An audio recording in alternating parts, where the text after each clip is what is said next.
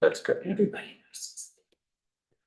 Good morning. It is Wednesday, February 7th, 2024. This is the House Appropriations Committee. It is just a little after 9 o'clock in the morning, and we are here to continue our dive through the FY25 budget. Our first guests this morning are from the Labor Relations Board. We have Judith Dillon, the Executive Director, and Robert Greenmore, who's a board member. And we're glad you're here. And I think before we get started and have you introduce yourselves, we'll introduce ourselves so you know who we are. Thank you. So I'm going to start with Trevor because Mark's not here. Mark Mahali, multiple towns around Calais. Trevor Swirl, Underhills, Jericho. Woody Page, Newport. Becca Holcomb, Norwich, Sharon, Stratford, and Bedford. Good morning, Jim Harrison, Chittenden, Pittsfield, Killington, and Mendon. And this is our chair is off at a meeting. She may join us a little late. Diane Lamfer, and she's from Virgins, and I'm the vice chair, Robin Shy, and I'm from Middlebury. Pat Brennan, I'm from Colchester. Tiff Lindley from Burlington. Justin Tolino from Brattleboro and Carrie Dolan from Waitsfield, Warren, and lots of other small towns. Hi, Lynn Dickinson, I'm from St. Albans Town. So if you would introduce yourselves, and then you can take it away. Sure, thank you. Good morning. My name is Judith Dillon. I'm the Executive Director of the Vermont Labor Relations Board, and with me is Chair of the Board, Robert Greenmore. Well, thank you very much. And as you'll see, ours is a probably very modest budget compared to the others that you've seen today and throughout your budgeting process. The Vermont Labor Relations Board adjudicates and administers the 7 labor relations statutes that the Vermont legislature has promulgated. That involves issues related to, we handle grievances involving state employees, Vermont State University, and UVM. We also handle unfair labor practices, most of which involve municipalities, state employees, and the state university or UVM systems. We also handle elections, petitions for collective bargaining representation.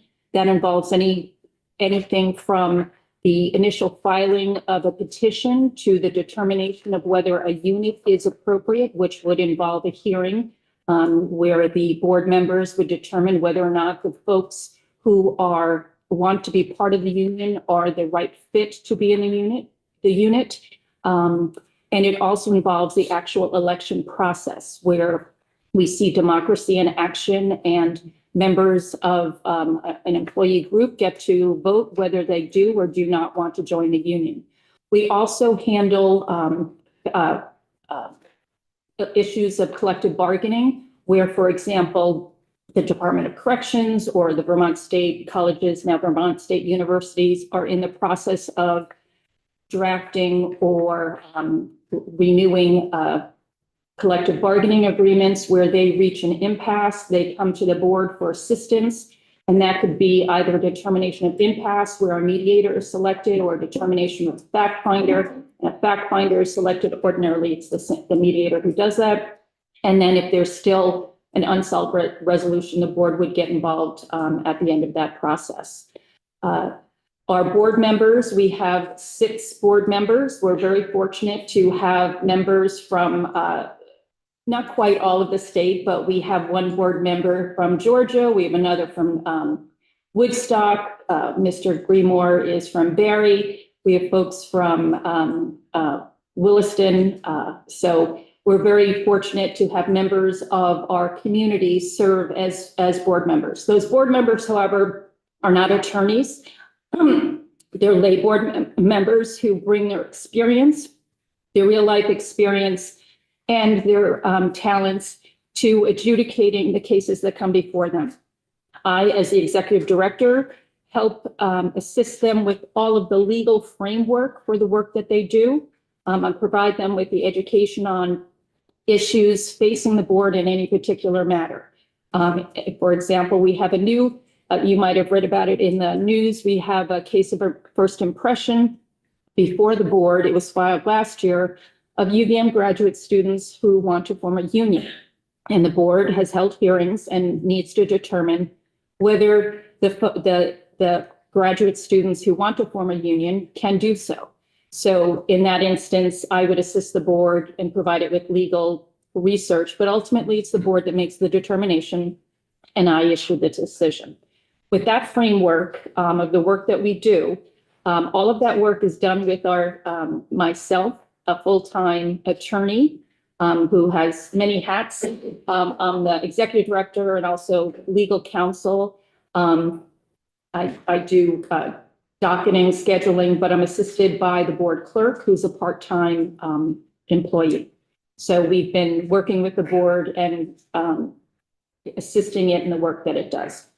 Looking at the budget, we were tasked, or the recommendation from the administration was to try to achieve a 3% increase. That was impossible for us because we are so small and most of our budget is composed of staff salary. By the time the budget process rolled around, we'd already exceeded that 3%. In the past year, we have both myself and the clerk received the increase of 3.9% in July 1 for all exempt employees. The clerk is also exempt. But prior to that, the board conducted analysis of my salary as compared to comparable salaries of other executive directors, general counsels in state government, and determined that I needed an increase. And they approved that increase, and the Department of Human Resources approved that increase. So, and also, as I know you're all aware, the health insurance costs were going to increase by 15%. So we did the best we could to come as close as possible to the governor's recommendation. And we came up with a budget of approximately $327,152. It is an increase of approximately $28,961 from last year, fiscal year 24's budget of $298,189. That's an approximately 9.7% increase. In reviewing this with with the administration, at the end of December, this review and this budget let me back up. The budget that we developed, we did the best we could with what we could reduce. So we did reduce photocopying costs, postage costs, ADS VOIP costs, and modestly the per diem costs. We really don't have a lot of wiggle room there because that's, as I indicated, the board members are the folks who are the adjudicators. They're the fact finders. They're the ones who issue the decisions. And going into each year, we never quite know how many hearings we may have in a particular year or how complicated a case may be, or if it's a case of the first impression, as I've indicated, the UVM, unit determination election case may be. So we did the best we could, and we reduced the budget, those operating costs by, just shy of $4,000. And so the governor's, the administration had approved our budget. And when we submitted it, it was slightly higher than what I presented to you, and we kind of went back and tried to even pencil it down a little bit more, but they did approve. A lot of money here. No, we're not. So the governor has, the administration, I should say, has approved what we've submitted. You'll see in our packet this year, we did not seek an increase in per diems. I know that's something that's now available for us to do.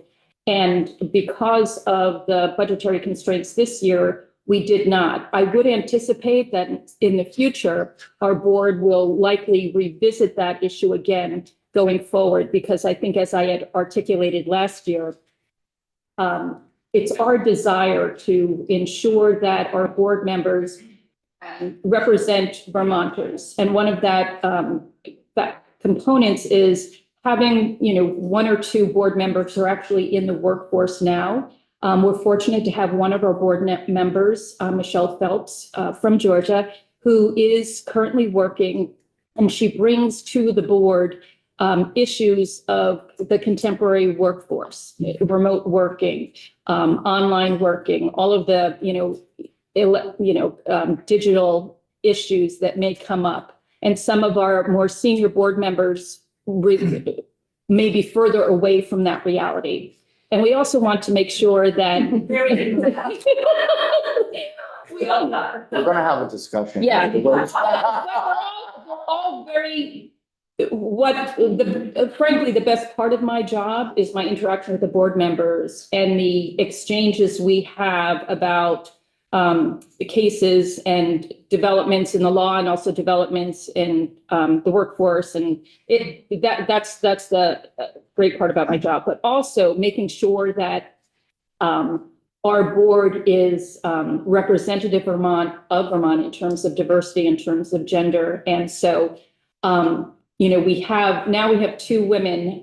We have one Hispanic member. So we want to make sure that we have the possibility for people who actually are working day to day, if they come for a hearing or a 2-day hearing, that they're not losing money, that it's not such a great financial burden for them. But that's a conversation that I'm likely to have with you next year. So we did not seek that change this year because of the budgetary constraints of the administration. What is the per diem right now? It's 125 for the regular board members. And for the chair, it's 175. So. And it's been that way for about 25 years. I was gonna say forever. Forever, it's more than 25 years, closer to about 40 years. Almost 40 years. Yes, so, yes, The it's whole been, per diem thing, we're hoping to have looked at, and so far not much has happened. Yes. So. yes, I'd like to point out also that the composition of the board requires a diversity on how people were in the workforce. So in other words, there are 2 management members, 2 neutral members, and 2 who have been associated with labor. In my experience now, I worked for the judiciary for about 34 years here in the state of Vermont. And I'd spent 42 years plus lifeguarding with the state. You know who you are. Now that you said that. And now I've been 10 years on the board, and I am amazed at how, regardless of the background, how everybody gets together and tries to come up with a consensus for the decision, so that we try to balance those concerns across the spectrum of labor here in Vermont. But I'm also concerned because we haven't had a lot of people applying to become board members. Yeah. And I don't know how, I'm trying to talk with, I talked with the Department of Labor Commissioner last time when I was reappointed about how we can try to reach out and see about attracting people to the board, especially the neutrals, the folks who haven't been active in labor or haven't been really active in management, to come in and participate and be part of our board. So that's where I look at it as one of our biggest challenges was getting people interested in serving on the board. Sure. Reptilia, did you have I do have some questions about the performance measures. I'm happy to wait until you are Okay. ready for that. So just let me know when it's the right time.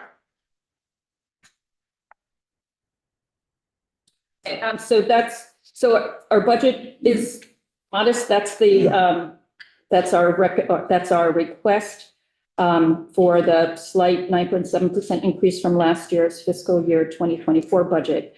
Looking at the packet that I provided you, I just wanted to point out the roll-up actually is incomplete. I apologize.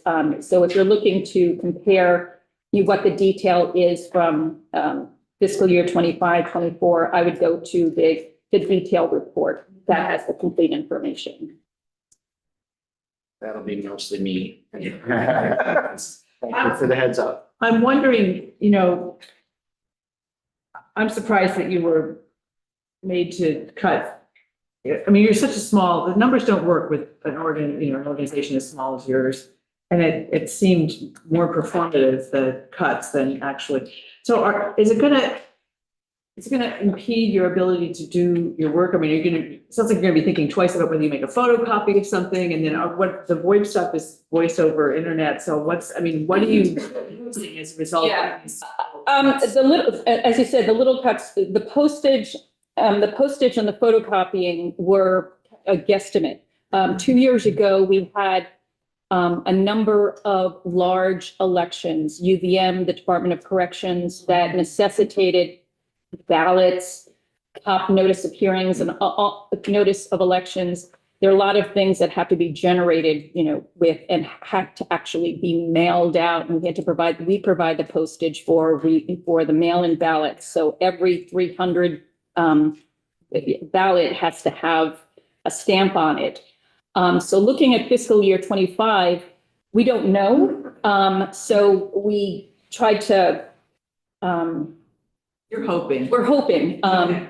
and fiscal year 2024, the fiscal year we're in now, we will have depending, we will have more elections. How large they'll be, I can't say, so. Okay, all right, thanks. I think my other question will come out from Rep. Cellino, so go for it. Is now a good time to ask you? Sure. Okay. Yeah, so, I'm looking at and I know we talked about this last year, but I feel like we have to talk about it again in the context of a 3% constraint on your budget and sort of the bigger picture. Mhm. And, one of your stated major goals is to deal with cases expeditiously. And we have the average days between closing, which tends to hide where cases are stretching out longer, and others are shorter. It's kind of hard to deal with that. But I'm looking at the cases open at the end of the year, and you've had back-to-back years of 40% increase year over year on the number of cases that are open. And so I'm wondering about if, first off, like how many cases go back, how long? Mhm. Is that okay? If it's not okay, what do we need to do to help you address that? Because I don't see how, if there are cases that are going back 2, 3, 4 years, how that meets your mission. And I want to understand what we can do to help, I think, which is our collective responsibility to deal with cases expeditiously. It doesn't serve anybody to have this hanging out. We have the same problem in the judiciary. So I know that's probably a shock to you. But it seems really important to get absolutely clear about what we're thinking. Where's the log? Is there a logjam? Where is there a logjam? Why is there a logjam? And what do we want to do together to get out of it? Sure. And I appreciate that question. Thank you. I'll be candid. One of the reasons why over the past 2 years, there was a transition from my predecessor to myself. My predecessor had been here for 40 years and had, I'll be honest, I don't know how one person can do this job.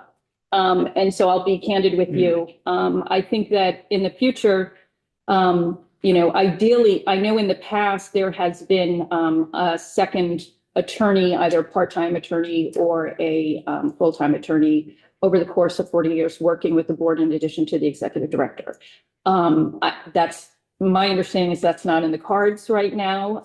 So I am the only lawyer although the board adjudicates the case, I'm the drafter of the decisions, the board's decisions. I'm the bride, but I'm also the only attorney. So that's part of it.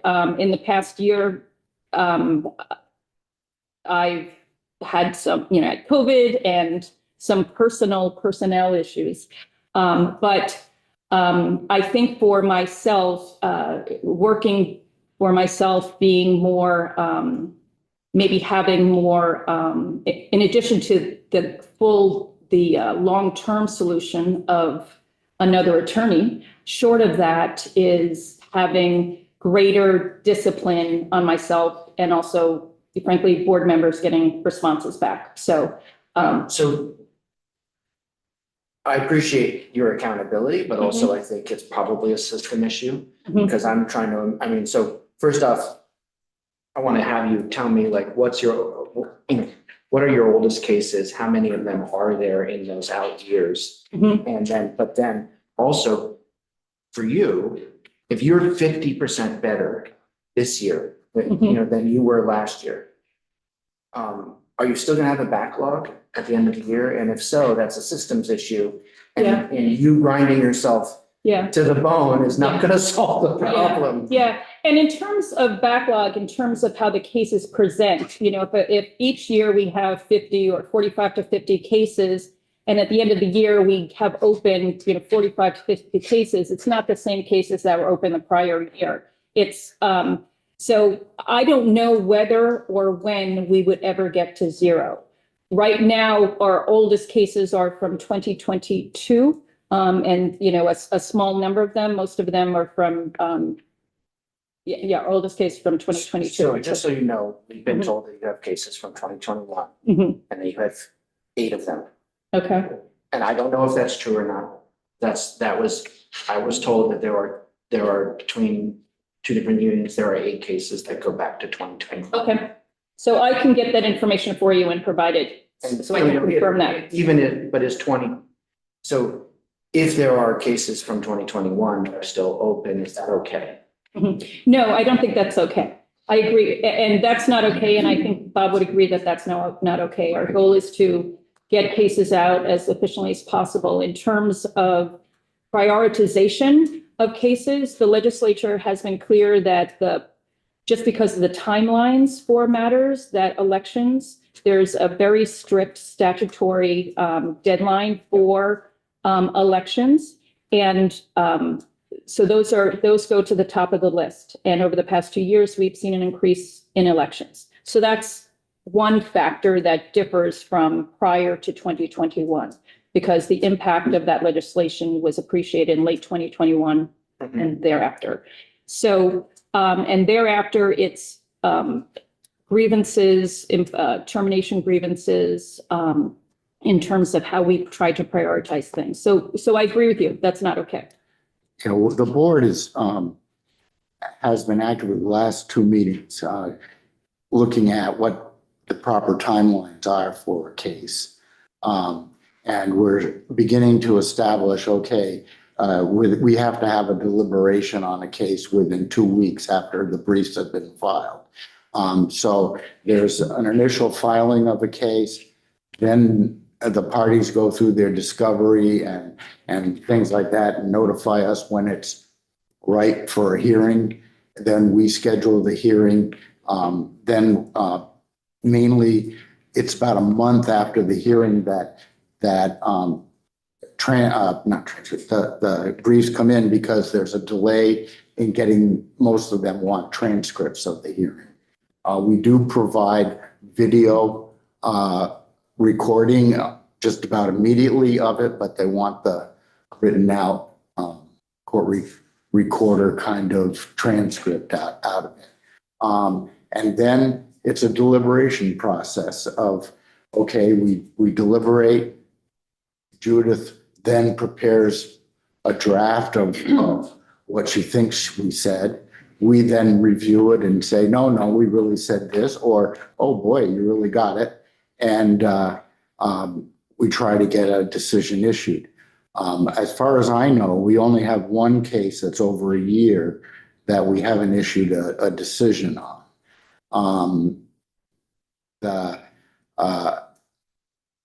There have been some health issues within our staff that have affected the production. And we have also, I think, some health issues on the board that are affecting getting the input back that's needed. I'm taking a more proactive view of this. I've been chair for just about a year now and trying to get ahead. When you go back to look, and I appreciate that you will, Yep. I'm imagining almost like, like an accounting aging report, here are the total, we have 44 cases carrying over, Yeah. how old, when were they started? And just so that I think we work with the same information, and I hope you understand that these questions are about us assessing whether we are resourcing you correctly. And the governor does have responsibility to present a budget and to set the terms, but that isn't the end of the story. Yep. And, you know, for us to potentially leave a crucial part of our system withering on the vine, you know, if we're going to do that, I'd like us to know that we're doing. How's that? And I appreciate that. And just going forward with following up on what Bob had indicated, because there was not a account or case docketing system there before I came on. And I think to his credit, my predecessor, a lot of it was in his head. And so having it translate to systems, that's been something that we've been trying to do in the past 2 years, one of which was converting to an electronic, filing system as opposed to paper and things like that. So I think having the strengths and articulated time frame for, after a hearing, X number of days before the deliberation, X number of days before draft, things like that. Having said all that, as I indicated, when I first applied for the job and reviewed the job requirements and all that the job did, I thought to myself, golly, how does one person do this? So we will do we will endeavor, or I will endeavor to do better. But having said that, I think that to the extent additional resources can be made available to offset some of that work onto another attorney would be amazing. Yeah, and I don't know what would be possible. I mean, it's a challenging budget time for us, of course. But I wonder, and this is, as you look at that aging summary of your cases and think about this question, I'd love to hear back from you since it's my budget. You can come through an email if you have any issues, find me through Aaron. But I wonder if you were somehow able to get your backlog to a certain level, almost like a surge of activity for a period of time, would you then be in a position where in a reasonable job, like you having a reasonable job, you would be able to maintain it? Or is it so structural that we're in a long-term situation where the backlog will inevitably arise again at an inappropriate level for what your goal is? And that assessment, I think only you can do you and the board chair, the two of you can do realistically. I don't think that's, any of us in the legislative branch or the executive branch are going to be in a position to understand that and at least get us that information. When you said that, I was thinking, is this the boa constrictor swallowing the elephant? And once it's through, you're okay? Or is it just completely full of elephants? I have one quick question, and then I'll pass to Rep. Dickinson. You had mentioned the transcripts and people are all asking for transcripts. Who does that? And is that time consuming? And it is. It is time consuming. In terms of workforce shortages in Vermont, there are a shortage of transcribers. And if you know of any young people who are interested in future careers, not going through college, becoming a transcriptionist would be a good thing to do. So you have to hire somebody to do this, and that's part of your budget? No, the parties pay for it, but ordinarily we coordinate the transcription, because if any case is appealed, only the transcript that's provided by the board is accepted by the Supreme Court. So what happens is at the end of the hearing, attorneys, and most of the time, over 80% of the time, parties want a transcript. So there's a delay. We say it's 2 weeks. It's not. It's anywhere from 4 weeks to 6 weeks to get a transcript. So that's something outside of our control and not part of our process. Right, but time consuming for you anyway. And then you've got to give the parties a chance to review the transcript, prepare their briefs, and then submit their briefs. So there could be a 3-month delay post-hearing that has nothing to do with before we get involved in the review and deliberation. Okay. So that may be, and I know that my predecessor I think in the past couple of years, and I don't know why or whether it happened during remote hearings and COVID, more parties request transcripts now than they did prior to COVID. So it's a matter of course now where it was an exception in the past. So that has added a number of months onto the process. Okay, thank you. I have another question, but Rep. Dickinson, you. Yeah, I just wanted a couple of clarifying questions here. When you say board hearing days, is that per year or month or? That 6 is months or how is that? per year. Okay, because there are not many of them. I mean, that must be for the board to hear and to hear the hearings and to go Yeah. and deliberate. Yeah, well, that's just the actual hearing day. Just In the hearing. addition to the hearing, there will be a deliberation, at least, Yeah. a half a day to a day of deliberation. And there are also 4 board meetings per year. So okay, so that's just for the hearings, which Yes. is the crux of what you do. That's the one that you need the transcript with the transcriber. Yes, That you contract out for. And Yes. that's where you get this, some of this is causing delay. yes. Okay, the second question is, the average days between case filing and case closing probably goes back to the question that Rep. Tolino asked about closing, open cases. It looks like you got a 6-month, that's what it takes. Is that what it takes normally? Because it's obviously, it varies year to year, but. I don't know I'll be honest, I don't know what it takes normally. Because it varies. It varies from case to case. Perhaps I can defer to Bob in terms of what the goal is. But, I think 6 months would be a minimum. But I will defer to Bob. I mean, 6 months if it's a contested hearing with transcripts. I don't think that we can get, no, let me back up. Between the time a case is open and a case is closed, it's more than 6 months because there's the whole discovery process between the parties. So that in and of itself can take anywhere from 4 to 6 months. So from the time a case is open, the parties enter their appearance, then a discovery schedule is meted out and a hearing schedule. So there may be a delay of 6 months before a hearing is scheduled or 9 months before a hearing is scheduled. And then after the hearing, like let's say at 9 months, there's a hearing. You would need to add perhaps 2 to 3 months onto that before a decision, best case scenario, can be issued. Part of that is that your average probably includes the cases that have been closed by settlement or withdrawal. That's correct. And so I think that that's something I'd love to work with you on. Yeah, is yeah. How to share your data with us in a way that more accurately tells the story. And let's do Absolutely, that. Let's get it. absolutely, because Right. frankly, I've been going from a model of my predecessor, and I want to give you the information you need, and so how you receive that information, what information you need, that's what we're here, that's what I want to provide you with. Yeah, so the first step, Demi, the case stuff, but then we should get together. I think even in an hour, I think it can be really helpful for the next budget cycle. Absolutely, I would love that, thank you.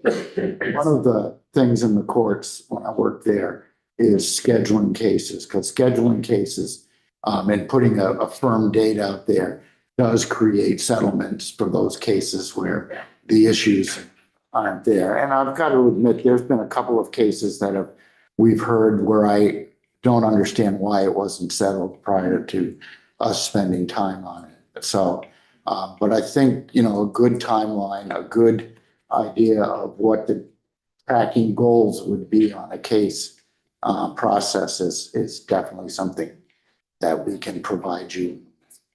A question and then I'm going to go out. So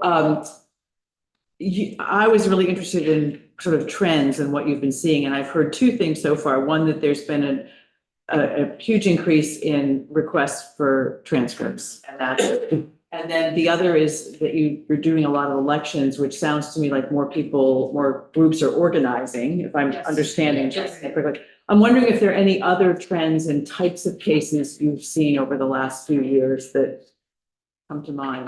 Department of Corrections. They're the most frequent flyer, so that's about unfair labor practices? it's about grievances, employees who have been disciplined, either suspended, terminated.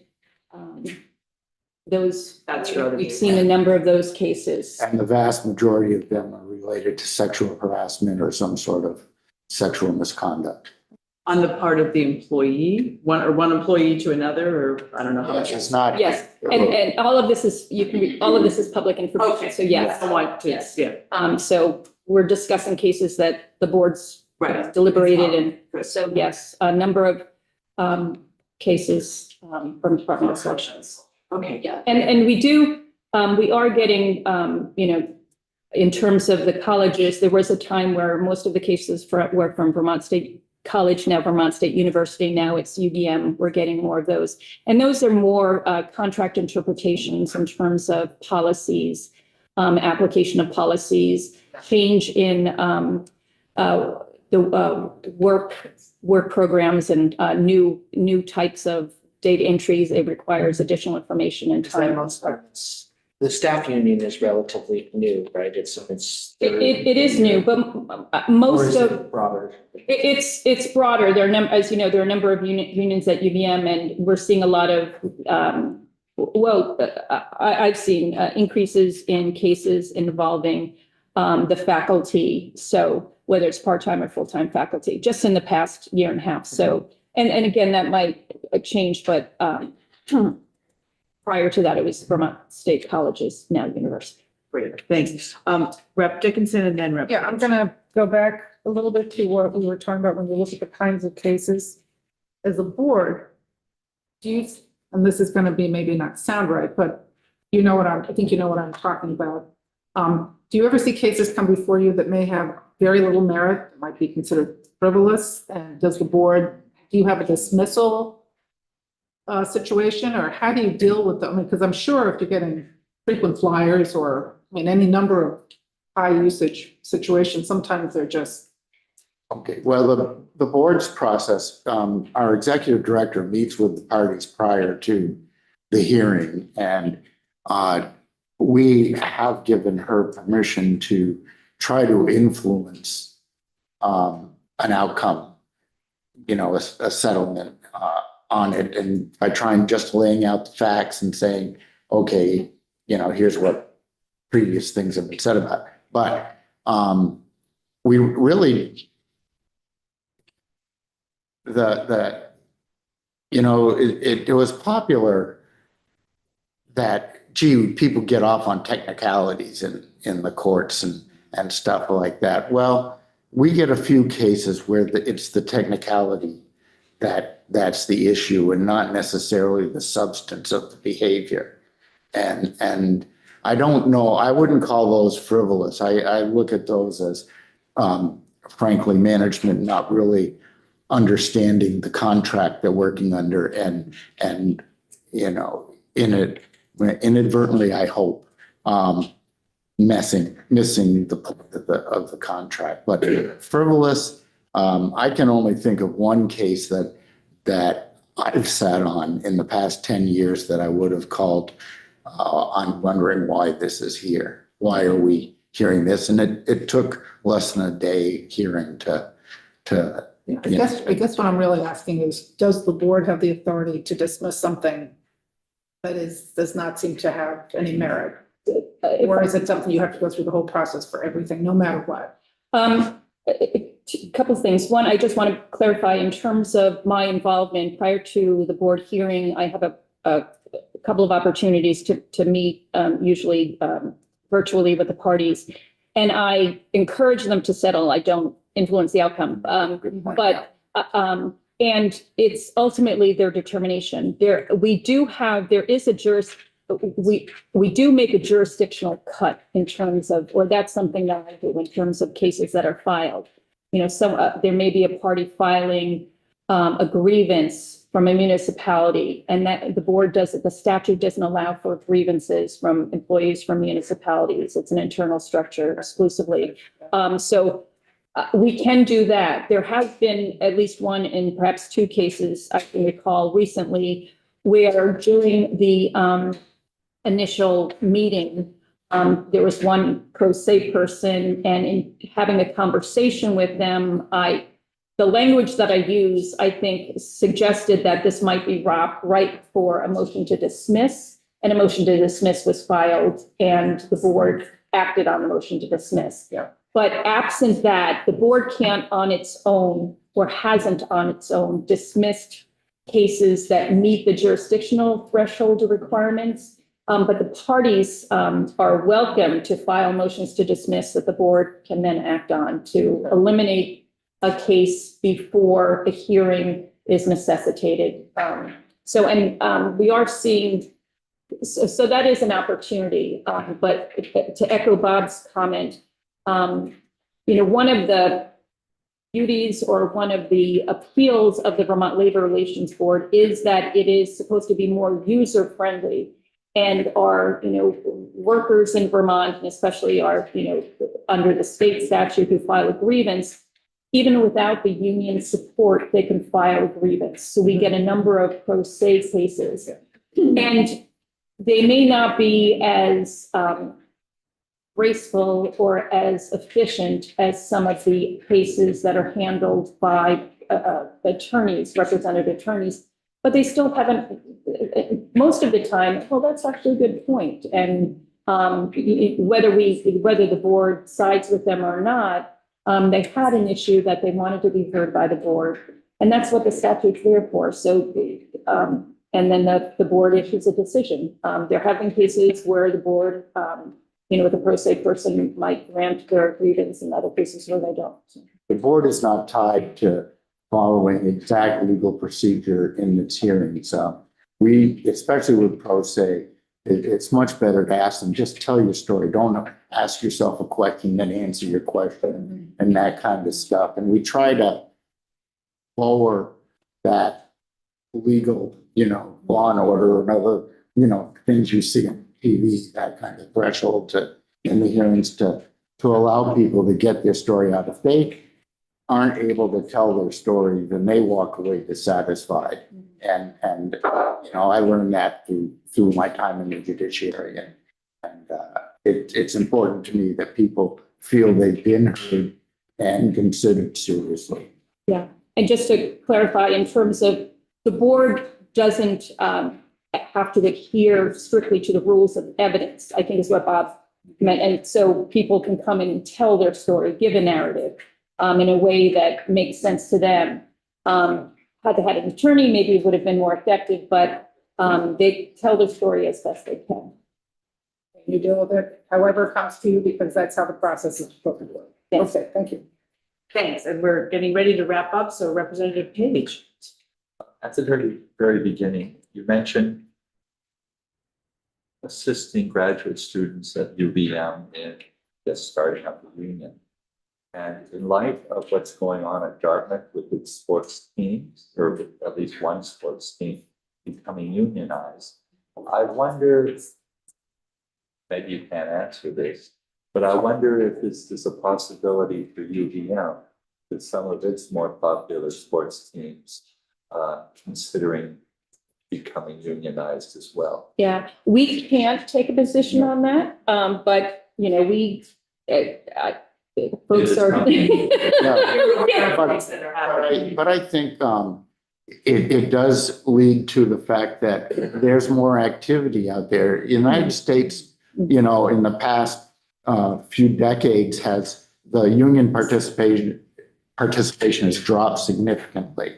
And a lot of states have passed laws that hinder people being able to organize and stuff like that. And I think because of the economic situations we've been through, because of the pandemic, I think we're seeing a renewed interest in groups wanting to unionize and protect their employment rights and stuff. And now it's starting to get out there in groups that I wouldn't have normally thought about, but they present their case and we can make a determination based on the facts that are presented. Thank you very much for coming in. This was very interesting. Thank you very much.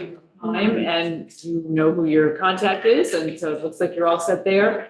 Committee, we are going to go off live and we'll start up again at 10 o'clock with